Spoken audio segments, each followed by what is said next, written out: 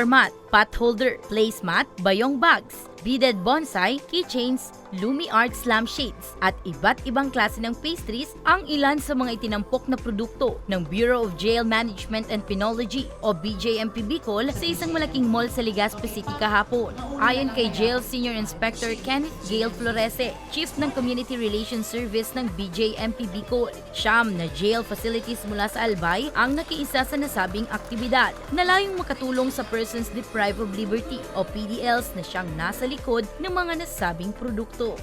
Sa BJMP po ngayon, ma'am, 100% po ng PDL ay naka-enroll sa livelihood products kasi po lahat po ng jail namin ay may iba't ibang produkto para sa ating mga PDL.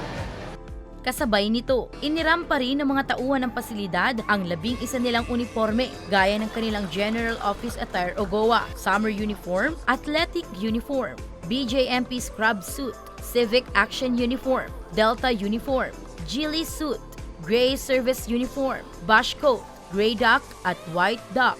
Dumalo din sa aktibidad ang mga mag-aaral na kumukuha ng kursong criminology.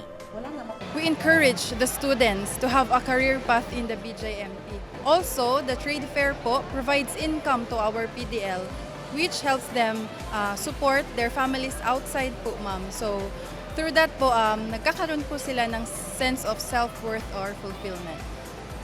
Samantala, para sa mga nangangarap na maging BJMP personnel, magkakaroon muli sila ng recruitment sa susunod na buwan. Para sa mga balitang Tatak Bicol, Danica Garcia.